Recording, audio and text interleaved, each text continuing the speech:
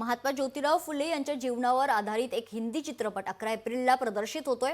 या चित्रपटाला महात्मा फुले यांच्या वंशजांनी आक्षेप घेतलाय। या चित्रपटात महात्मा फुले यांना काही जणांनी मारहाण केल्याचं सीन दाखवण्यात आलंय।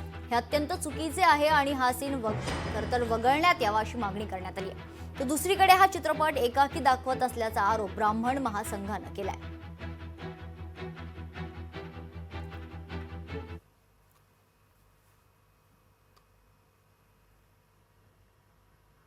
चित्रपटात दाखवण्यात आले की महात्मा ज्योतिराव फुलेंना मारहाण झाली, हे अत्यंत चुकीचं दृश्य आहे। आणि जे काही आता फक्त जो टीजर आला आणि जे गाणं प्रदर्शित झालं त्याच्यात आता या फक्त प्रथम ज्या चुका आहे त्याच फक्त दिसल्या, पण मुळात पिक्चरमध्ये काही चुका असतील या तर अजून चित्रपट बघितल्यानंतरच कळतील। आमची मागणी अशीच आहे की जे काही चुकीचे दृश्य असतील या चित्रपटात ते दृश्य पहिल्यांदा सुधारूनच हा चित्रपट प्रदर्शित करावा।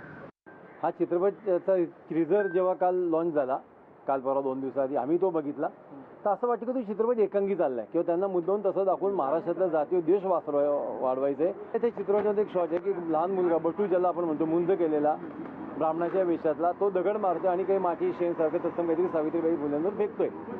पण त्याच वेळेस महात्मांना त्यांच्या आयुष्यभर मदत करणारी अनेक ब्राह्मण लोक होती। फार शाळा देण्यापासून ते शाळेचे विद्यार्थी देण्यापर्यंत अर्थसहाय्य करण्यापासून लोक होती। नंतरच्या काळात त्यांना अनेक वेळा लोकांनी मदत केली, मराठा लोकांनी मदत केली, सगळ्यांनीच मदत केली। असं असताना ते जर चित्रपटामध्ये असतं तर त्यांनी हे सुद्धा दाखवलं असतं, पण मला असं वाटतं ते चित्रपटामध्ये ते नाहीये। हा चित्रपट एकांकी करण्याचा प्रयत्न अनंत महादेवन यांनी केलेला आहे, त्याला आमचा विरोध राहील। बाकी शुक्रवारी चित्रपट आम्ही स्वतः जाऊन बघू, त्यानंतर आमची पुढची भूमिका ठरवू।